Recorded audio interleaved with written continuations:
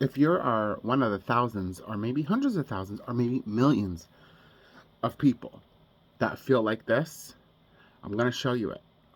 Watch it.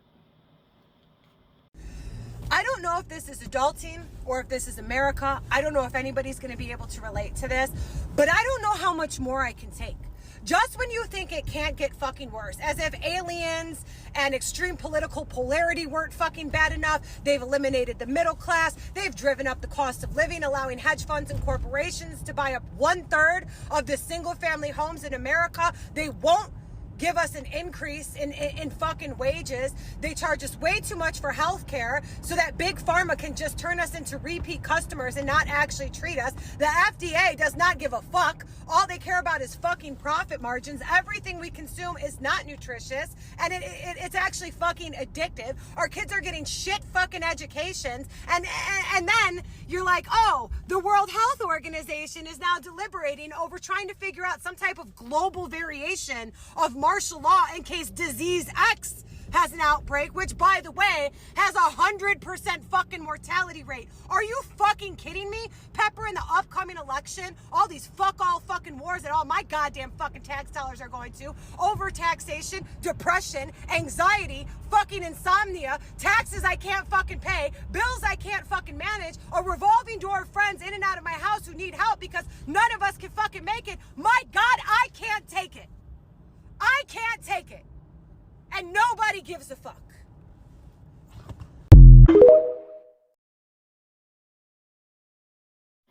Join the club. But I've been grateful and thankful enough that I wasn't in the predicament that a lot of these people are. I was able to get a low mortgage interest rate. I was able to get my house at a really good price. It wasn't what I really wanted, but it's what I needed, and it's what God put in my path. My little investment did help me greatly. My credit score helped me greatly. My ability to save helped me greatly. My ability to want to survive helped me greatly. Yes, there's a lot of discouragement. Yes, there's a lot of obstacles. Yes, there's a lot of things that can happen your way and fall in your way. My advice is, if you're living at home in a healthy environment, stay home until you can save your money up. Problem is, anybody in today's day, it doesn't matter if you're Gen Z, millennial, doesn't matter. If you're looking to buy a house or buy a car or do this or do that, the interest rates are ridiculous. And yes, food is expensive, but you're not looking at your resources, because there are places that are affordable to buy food, to cook at home, and to eat. Yeah, fast food restaurants, their prices have gouged out. But you really don't need that shit. Now, I'm not some millionaire and have multiple investment properties and so forth, but I'm your average Joe. And I was able to get to where I am today because of putting my mind, my body, and my spirit in focus, and able to strategize and journal and document my process along the way so that way I would not fail. I have lots of ideas that I can help you with. I mean, after all, I am certified as a professional coach, health and wellness coach, spiritual wellness coach, physical coach. But I also do aura cleansing and Reiki and readings and attunements and so forth, and cleansing auras. But that's besides the fact. I got these certifications to prove to people that I'm not lying, I'm not a joke. Yeah, I want to make my money, but I'm not going to also rob somebody to get their money to help them. So for anybody that likes and comments and shares this video and then types in done and shows the proof, or I find out how to do the proof, actually, let's scratch that. Just comment your name and I'm gonna do a drawing, and I'm gonna give out a little to no cost, actually no cost, free little consultation just to get you started. And if you're looking for a profession or for something to do, the best thing I can tell you is trade school. Trade school. Sometimes people in trade school are maxing out more than what your average person is doing to get an associate's, bachelor, sometimes even a master degree. So, trade school.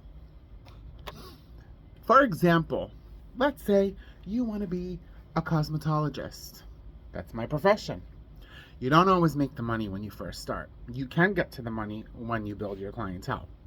But let's say you go, you graduate, you work, you're not making money, you don't like it, you want to leave, you want to change your profession. The best thing about that little license, that little trade, that little card that you have, it could be plumbing, electrician, it could be anything in trade.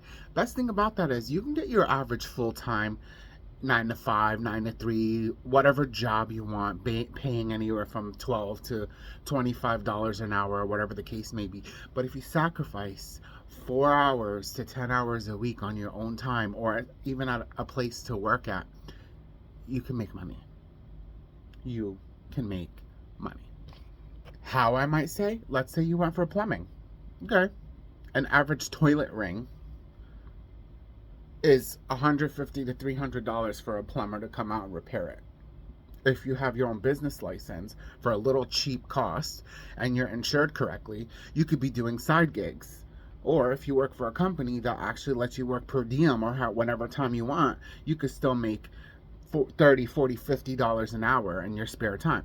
But if you wanted to do toilet rings and change people's toilet rings, and it costs average person company's $300, you can actually cut down the cost to $150, make that little sacrifice so you can build your business.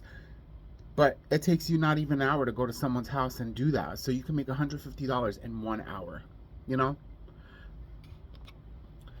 A family of 3 wants a haircut. If you charge $20 per haircut, that's $60, and it'll probably take you an hour, hour and a half. I mean, don't do things illegally, make sure you're insured and stuff. Or even if you go to a salon and let's say they're paying you 50% commission and you go in for 4 hours and you do 2 colors and cuts in those 4 hours, and let's say it's at $150 a pop. 150 plus 150 is 300, divide that by 2, that's 150, and you're probably going to get 20% tip, which is about $60. So you made $210 in 4 hours. That's like $52.50 or $50 an hour, or something like that. You can make money. I'm tired of these people coming out from these trade school and giving up because they're not putting forth the effort. They just expect money to fall. It's not going to fall. But other than that, if you're looking for a car, house, organizing your bills, figuring out how to budget, how to save, how to do this, I got you. I can help you. Just you got to come forward, be honest with me. You gotta tell me exactly what you make, exactly what your bills are, and then let me just help you organize it. And also, when you're putting a limit on yourself, nothing becomes limitless. So when you say, oh, I can't afford this, and I can't do this, and I can't do that, you're stopping yourself. You're blocking your blessings. You're blocking your blessings. Stop. You say, oh, I know I will have the food in my house. I know this bill will be paid. I know this. Don't say you believe, because if you believe, you're putting a little bit of doubt into that because you're believing it and there's a little bit of doubt in it, so it's not going to come back to you. You have to say, I know, I got this. I know. I'm going to have food on my table. I know I'm going to pay this car payment. I know I'm going to have this. I know I have this. I know shit will come together. Stop.